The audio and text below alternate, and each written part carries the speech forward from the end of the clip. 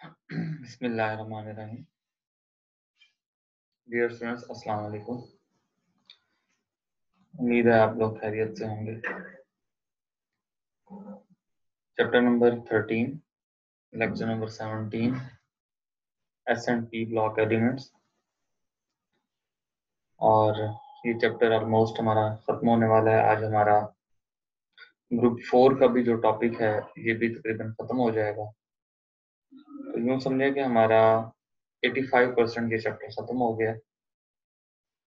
और हर बार chapter start करने से पहले या लेक्चर स्टार्ट करने से पहले मैं आपको जो हमारे प्रीवियस टॉपिक्स होते हैं उनके हवाले से कुछ ना कुछ इंफॉर्मेशन देता हूँ। ग्रुप 4 एलिमेंट्स के हवाले से बात हो रही थी। हमने अब तक इनकी दो चीजें डिस्कस की हैं।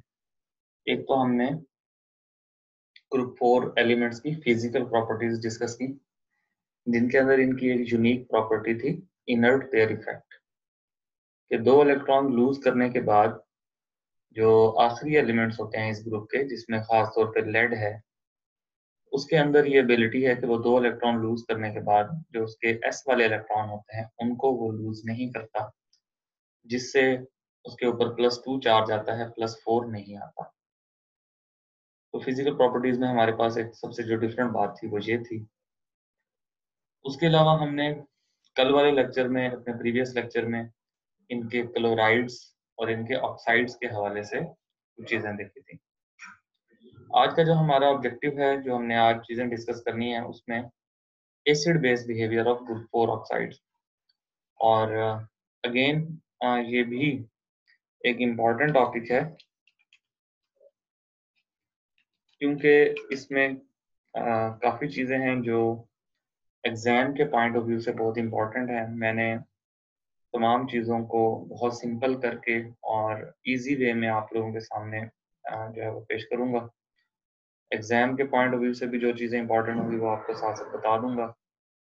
और बुक में काफ़ी चीज़ें इसके अंदर एलैबोरेट की हुई हैं, लेकिन हमने जो है वो टू द पॉइंट, और जो चीज़ें हमारे कोर्स कंटेंट के हवाले से इम्पोर्टेंट होंगी, मैं वो चीज़ें आपको यहाँ पर बताऊंगा। तो चूंकि अब हमारा टॉपिक है acid base behaviour of group 4 oxide, यानी ग्रुप 4 के जो एलिमेंट्स हैं, इनके जो ऑक्साइड्स हैं, उनकी नेचर बतानी है कि वो एसिडिक होते हैं या बेसिक होते हैं। अब ग्रुप 4 एलिमेंट्स के अंदर जो पहला एलिमेंट होता है वो कार्बन का होता है। पहला एलिमेंट ग्रुप 4 का कार्बन है। अब कुछ इन्फॉर्मेशन तो आपको वैसे ही पता होनी चाहिए कि कौन कौन से ऑक्साइड्स हो सकते हैं। तो कार्बन के हमने दो ऑक्साइड्स कल की क्लास में डिस्कस किए थे, एक कार्बन मोनोऑक्साइड और एक कार्बन डाइऑक्साइड। तो आज हम उनके नेचर को बताएंगे कि जो कार्बन मोनोऑक्साइड होती है और जो कार्बन डाइऑक्साइड होती है, इनकी नेचर क्या होती है, ये एसिडिक होती हैं या बेसिक होती हैं।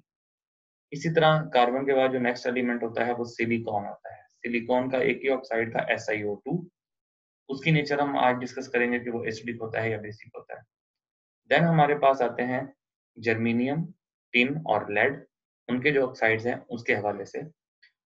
अब ये जो टॉपिक है ना, इसके अंदर आपने जो है वो थोड़ा सा अरेंजमेंट को जहन में रखना है, चीज़ों को तरतीब से लेकर चलना है। और इंशाल्लाह मैंने मैंने आपसे पहले भी कहा कि जो इनऑर्गेनिक केमिस्ट्री है, इसके अंदर काफ़ी जगहों पे जाकर एक जो जनरल ट्रेंड हम पढ़ रहे होते हैं उसके अंदर कहीं ना कहीं ब्रेक डाउन आ जाता है। जिस तरह हमने आयोनाइजेशन एनर्जी में देखा था कि आयोनाइजेशन एनर्जी लेफ्ट, जब हम जाते हैं लेफ्ट टू राइट, तो ये इंक्रीज होती है, लेकिन कुछ जगहों पे जाकर हमने देखा था वो डिक्रीज भी हो गई थी। तो इसीलिए ना ये अब चूंकि हम 12th स्टैंडर्ड में हैं, तो इसलिए आपको एक्सेप्शंस जो हैं वो जरूर बताई जाएंगी कि एक जो जनरल ट्रेंड आ रहा होता है उसमें अगर कोई एलिमेंट डिफरेंट बिहेव करता है तो वो आप लोगों को पता होना चाहिए। एनीवेज, अब ऑक्साइड्स के हवाले से देखें तो कार्बन सबसे पहला एलिमेंट है और कार्बन के दो ऑक्साइड्स हैं, carbon monoxide and carbon dioxide. सबसे पहले हम डिस्कस करते हैं कार्बन मोनोऑक्साइड को। अब कार्बन मोनोऑक्साइड को वैसे तो हम कहते हैं कि ये एक न्यूट्रल होता है, इसका जो ऑक्साइड है ये न्यूट्रल है। उसके न्यूट्रल होने की वजह ये है, it is very very slightly acidic, यानी इसका जो एसिडिक बिहेवियर है वो बहुत कम है। इवन ये इतना कम एसिडिक होता है कि it does not react with water, but it will react with hot concentrated sodium hydroxide solution.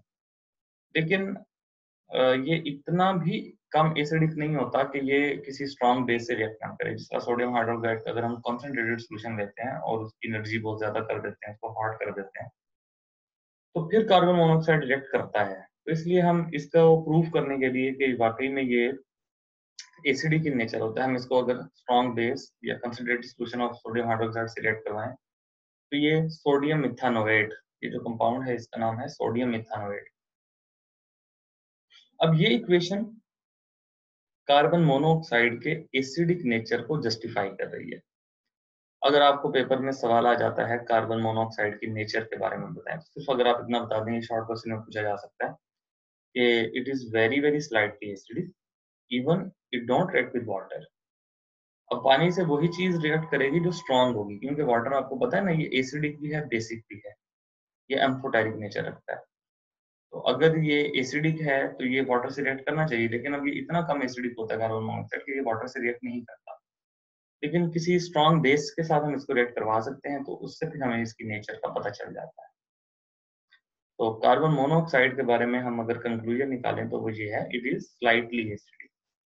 Carbon का जो दूसरा ऑक्साइड है कार्बन डाइऑक्साइड, कार्बन मोनोऑक्साइड के मुकाबले में जो कार्बन डाइऑक्साइड होता है ये थोड़ा सा ज्यादा एसिडिक होता है।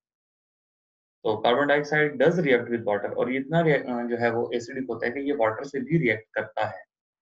Slight extend to produce hydrogen ion and hydrogen carbonate ion, यानी ये वाटर के साथ रिएक्ट करके वाटर के H को अपने साथ मिला देगा, OH को, और वाटर के H को अलग कर देगा, H पॉजिटिव अलग हो जाएगा, HCO3 नेगेटिव अलग हो जाएगा। यानी पानी के अंदर H पॉजिटिव आयंस की तादाद ज्यादा हो जाएगी। अब पानी के अंदर जब H पॉजिटिव आयन की तादाद ज्यादा होगी तो ये इस चीज को इंडिकेट करेगा कि जो चीज हमने ऐड की है उसने उसको एसिडिक बना दिया, क्योंकि H पॉजिटिव आयंस का इंक्रीज होना ये एसिड की निशानी होती है। तो कार्बन डाइऑक्साइड वाटर से रिएक्ट करता है क्योंकि ये कार्बन मोनोऑक्साइड के मुकाबले में थोड़ा सा ज्यादा एसिडिक होता है। कार्बन मोनोऑक्साइड के केस में हमने देखा था it don't react with water, लेकिन कार्बन डाइऑक्साइड के लिए क्या है कि इट रिएक्ट्स विद वाटर। और जाहिर सी बात है अगर ये एसिडिक है तो ये बेस से भी रिएक्ट करेगा। तो अगली जो दो इक्वेशन आपको नजर आ रही हैं, ये कार्बन डाइऑक्साइड की अगेन एसिडिक नेचर को प्रूव कर रही हैं कि ये सोडियम हाइड्रोक्साइड यानी बेस के साथ रिएक्ट करता है, जिससे सोडियम कार्बोनेट Na2CO3। अब ये डिपेंड करता है कि हम सोडियम हाइड्रोक्साइड के कितने मोल्स इस्तेमाल कर रहे हैं। अगर 2 मोल्स इस्तेमाल कर रहे हैं तो Na2CO3 सोडियम कार्बोनेट, और अगर 1 मोल इस्तेमाल कर रहे हैं तो NaHCO3 सोडियम बाइकार्बोनेट इससे बनेगा। तो कार्बन के दो oxides, carbon monoxide, carbon dioxide, दोनों की नेचर हमने देखी। दोनों के हवाले से इंफॉर्मेशन आपने ज़हन में रखनी है, इक्वेशन ज़हन में रखनी है, बहुत इंपॉर्टेंट है। ये शॉर्ट क्वेश्चन में अक्सर पूछा जाता है, तो कोई इतना मुश्किल नहीं है, बहुत सिंपल और आसान सी चीज़ है। अच्छा, ये जो कार्बन डाइऑक्साइड है इसको हम लोग कोल्ड ड्रिंक्स के अंदर भी इस्तेमाल करते हैं ना। अब अक्सर इसका एमसीक्यू यूं भी पूछा जाता है कि वाटर में से एयर को पास किया तो वाटर एसिडिक हो गया, कौन सी गैस है जिसने वाटर को एसिडिक बना दिया? तो वो कार्बन डाइऑक्साइड होती है। आपको पता है एयर में भी कार्बन डाइऑक्साइड होती है ना। तो अगर हम एयर को भी वाटर से पास करेंगे तो उसमें जो कार्बन डाइऑक्साइड होती है ना, वो वाटर को एसिडिक बना देती है। तो कार्बोनेटेड ड्रिंक्स भी हम इस्तेमाल करते हैं, वो भी यही होता है कि हमने वाटर में कार्बन डाइऑक्साइड को डिसॉल्व किया होता है। इसीलिए जो कोल्ड ड्रिंक्स होती हैं इनकी पीएच 7 से कम होती है, ये एसिडिक इन नेचर होती हैं ड्यू टू कार्बन डाइऑक्साइड। तो ये थी कार्बन के ऑक्साइड्स के हवाले से इंफॉर्मेशन। कार्बन के बाद जो नेक्स्ट हमारा ऑक्साइड होता है वो सिलिकॉन का होता है, सिलिकॉन डाइऑक्साइड, जिसको आम जुबान में सैंड, रेत भी हम लोग बोलते हैं। अब सैंड के बारे में एक चीज तो आपको बड़ी क्लियर है कि ये वाटर सॉल्युबल नहीं होती। रेत जो होती है ना, आपको पता है पानी के अंदर हल नहीं होती। तो यहाँ पे आप देख सकते हैं silicon dioxide also reacts with sodium hydroxide but only if it is hot and concentrated sodium silicate solution is formed। लेकिन यहाँ पर वाटर का जिक्र नहीं किया गया। वाटर का जिक्र इसलिए नहीं किया गया क्योंकि सिलिकॉन डाइऑक्साइड जो है ये जाइंट कोवलेंट मॉलिक्यूल है, और वाटर के अंदर ये एबिलिटी नहीं है कि वो सिलिकॉन डाइऑक्साइड के मॉलिक्यूल्स के दरमियान जो बॉन्ड्स हैं उनको ब्रेक कर सके, और ये वाटर इनसॉल्युबल होता है। वाटर इनसॉल्युबल होने की वजह से ये वाटर से रिएक्ट भी नहीं करता। तो इसलिए सिलिकॉन डाइऑक्साइड होता है, ये भी एसिडिक है। देखें सिलिकॉन डाइऑक्साइड को जब हमने रिएक्ट करवाया तो बेस से रिएक्ट करवाया। बेस से रिएक्ट करवाने से हम इसकी नेचर को प्रूव कर रहे हैं कि ये एसिडिक है, क्योंकि बेस से जो भी चीज रिएक्ट करेगी वो एसिडिक होगी। तो सिलिकॉन डाइऑक्साइड जब बेस से रिएक्ट करता है तो Na2 ऐसा ही होता है, सोडियम सिलिकेट इसको बोलते हैं, ये बनता है। सिलिकॉन डाइऑक्साइड की नेचर को हम किसी और तरीके से अगर प्रूव करना चाहें, जिस तरह हम मेटालिक ऑक्साइड अगर ले लें, तो कैल्शियम ऑक्साइड जो है ये मेटालिक ऑक्साइड है। मेटालिक ऑक्साइड के हवाले से हमें अगर याद हो, थर्ड पीरियड एलिमेंट्स में हम इसका जिक्र हुआ था कि मेटालिक ऑक्साइड्स जो होते हैं ये बेसिक इन नेचर होते हैं। तो ये जो मेटालिक ऑक्साइड्स है अल्टीमेटली यहाँ पर हम जिस चीज़ को इस्तेमाल करें वो बेस है। तो अगर बेस है तो ज़ाहिर सी बात है फिर ये क्या बन जाएगा, एसिड बन जाएगा। तो कहने का मतलब ये है कि ये जो दोनों रिएक्शन हैं ये दोनों सिलिकॉन डाइऑक्साइड की एसिडिक नेचर को प्रूव कर रहे हैं कि अगर आप इसको बेस से रिएक्ट करवाएं तो भी ये रिएक्ट करता है, अगर आप इसको किसी मेटालिक ऑक्साइड से रिएक्ट करवाएं, मेटालिक ऑक्साइड भी बेसिक इन नेचर होते हैं तो ये उससे भी रिएक्ट करता है। ये दोनों रिएक्शन डायरेक्शन सेम दे रहे हैं, यानी ये एक ही चीज को एक्सप्लेन कर रहे हैं कि silicon dioxide is acidic in nature. तो कार्बन और सिलिकॉन के ऑक्साइड्स की नेचर हमने देख ली कि दोनों जो हैं वो एसिडिक इन नेचर होते हैं। हाँ, इनकी स्ट्रेंथ का फर्क जरूर है, जिस तरह कार्बन मोनोऑक्साइड बहुत कम एसिडिक होता है, कार्बन डाइऑक्साइड थोड़ा ज्यादा एसिडिक होता है। सिलिकॉन के केस में भी हमने देखा कि ये बेस से भी रिएक्ट करता है, मेटालिक ऑक्साइड से भी रिएक्ट करता है। अब आगे तीन एलिमेंट्स रह जाते हैं, germanium, tin and lead. Germanium, tin और लेड। अच्छा, सिलिकॉन का हमने देखा कि सिलिकॉन का मोनोऑक्साइड नहीं होता, सिलिकॉन का सिर्फ डाइऑक्साइड होता है। कार्बन में हमने देखा था कि इसका मोनोऑक्साइड भी था, डाई भी था, सिलिकॉन में सिर्फ डाई था। अब बारी आती है अगले तीन एलिमेंट्स की, जर्मेनियम, टिन और लेड। इनके भी दो दो ऑक्साइड्स हैं, एक इनके मोनोऑक्साइड्स हैं और एक इनके डाइऑक्साइड्स हैं। तो जिस तरह कार्बन के थे ना, कार्बन के दो ऑक्साइड थे, मोनोऑक्साइड और डाइऑक्साइड, तो जर्मेनियम, टिन और लेड के भी दो दो ऑक्साइड्स हैं, एक इनके मोनोऑक्साइड्स हैं और एक इनके डाइऑक्साइड्स हैं। तो पहले हम इनके मोनोऑक्साइड्स की बात करते हैं। तो all of these oxides are amphoteric. अब देखिए नेचर कैसे चेंज हुई है कि कार्बन और जर्मेनियम, कार्बन और सिलिकॉन के जो ऑक्साइड्स थे वो एसिडिक इन नेचर थे, वो एम्फोटेरिक नहीं थे। लेकिन जर्मेनियम, टिन और लेड के जो ऑक्साइड्स हैं ये एम्फोटेरिक हैं, यानी दे show basic, both basic and acidic properties. यानी अगर ये एम्फोटेरिक हैं तो एक चीज आपको पता होनी चाहिए कि ये वाटर से रिएक्ट नहीं करेंगे, क्योंकि वाटर खुद एम्फोटेरिक होता है। तो इसीलिए जब हम इनकी नेचर को प्रूव करेंगे तो हम इनको वाटर से रिएक्ट नहीं करवाएंगे, हम इनको एसिड से रिएक्ट करवाएंगे और बेस से रिएक्ट करवाएंगे। क्योंकि अगर हम इनको एसिड से रिएक्ट करवाएंगे तो ये बेस का काम करेंगे, और अगर हम बेस से रिएक्ट करवाएंगे तो एसिड का काम करेंगे। तो ये जो पहली इक्वेशन है, इनमें हमने मोनोऑक्साइड्स की नेचर को देखा कि हम इनको एसिड से रिएक्ट करवा रहे हैं। एक्स का मतलब यहाँ पर जर्मेनियम, टिन और लेड हो सकते हैं। एक्स मीन्स कोई भी हमारे पास इन तीन में से एलिमेंट्स हो सकते हैं, सबके लिए एक इक्वेशन बनाई गई है। XO यानी एक ऑक्सीजन, जिस तरह कार्बन मोनोऑक्साइड में CO था, ठीक है, तो इसी तरह इनका जो मोनोऑक्साइड होगा उसमें भी एक ऑक्सीजन होगी, XO। एसिड से रिएक्ट करवाएंगे, यानी HCl हमारे पास कॉमन एसिड है, उससे रिएक्ट करवाया तो ये X जो होगा ये इसके Cl से रिएक्ट कर लेगा, HCl2, और साथ वाटर बन जाएगा। अब ये दो क्लोरीन अपने साथ अटैच करवाता है, क्योंकि यहाँ पर आप देख सकते हैं मोनोऑक्साइड के अंदर जो ये एलिमेंट होता है इसके ऊपर +2 चार्ज होता है, जो X है इस पे +2 चार्ज है। ये दो क्लोरीन को अपने साथ अटैच करवाएगा, क्योंकि एक क्लोरीन पे -1 होता है तो दो पे -2 हो जाएगा, तो इसलिए जो फार्मूला बनेगा कंपाउंड का वो XCl2 बनेगा। तो ये रिएक्शन हमें इनके बेसिक कैरेक्टर को एक्सप्लेन करा, क्योंकि ये बेसिक है तो ये एसिड से रिएक्ट करें।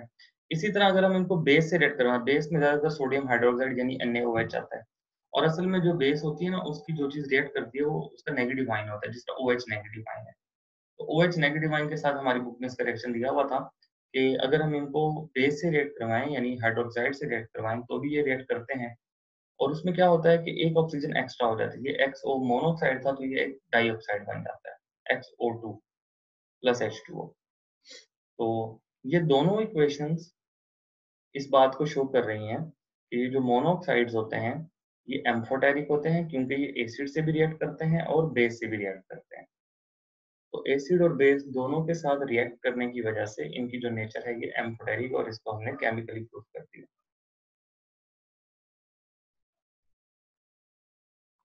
उसके बाद इन्हीं के डाइऑक्साइड्स की बारी आती है। तो इनके जो डाइऑक्साइड्स होते हैं ये भी एम्फोटेरिक होते हैं। These dioxides are again amphoteric, showing both basic and acidic properties. अब इसको भी एक्सप्लेन करने के लिए कि ये वाकई में मतलब एम्फोटेरिक होते हैं, तो हमें क्या करना पड़ेगा, हमें इनका एक रिएक्शन लिखना पड़ेगा एसिड के साथ और एक रिएक्शन लिखना पड़ेगा बेस के साथ। तो अगर हम इनको एसिड से रिएक्शन, अब डाइऑक्साइड का जरा फार्मूला ध्यान में रखें कि डाइऑक्साइड में क्या है XO2, जिस तरह कार्बन डाइऑक्साइड में CO2 था और कार्बन मोनोऑक्साइड में CO था, तो इनके क्या है XO था मोनोऑक्साइड और XO2 क्या है डाइऑक्साइड। अब यहाँ जो X है इसके ऊपर चार्ज होता है +4, इसीलिए जब ये HCl से रिएक्ट करता है तो 4 क्लोराइड आयन को अपने साथ अटैच करवाता है, ये HCl4 हमारी प्रोडक्ट बनेगी। और बेस के साथ जब हम इसको रिएक्ट करवाएंगे तो ये एक कॉम्प्लेक्स बनाएगा XOH हेक्सा हाइड्रोक्सी कॉम्प्लेक्स। तो XOH6 2 नेगेटिव।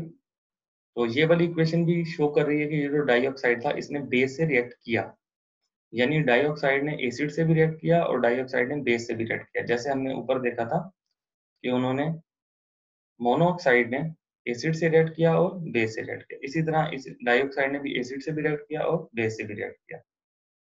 तो ये दोनों हमें यही बता रहे हैं कि जो मोनोऑक्साइड्स हों या इनके डाइऑक्साइड्स हों, ये एम्फोटेरिक इन नेचर होते हैं। तो अगर हम कंक्लूजन निकालें तो कंक्लूजन ये है कि कार्बन के और सिलिकॉन के अलावा जितने भी एलिमेंट्स हैं सबके दो दो ऑक्साइड्स हैं, मोनोऑक्साइड एंड डाइऑक्साइड। सिलिकॉन एक ऐसा एलिमेंट है इस ग्रुप के अंदर जिसका एक ही ऑक्साइड है, सिलिकॉन डाइऑक्साइड। कार्बन के जो ऑक्साइड्स हैं वो एसिडिक इन नेचर हैं, सिलिकॉन का ऑक्साइड भी एसिडिक इन नेचर है। उसके बाद जो तीन हैं, जर्मीनियम, टिन और लेड, उनके जो ऑक्साइड्स हैं वो एम्फोटेरिक हैं और उनके दो ऑक्साइड्स हैं, एक मोनो और एक डाई, और दोनों ही एम्फोटेरिक हैं।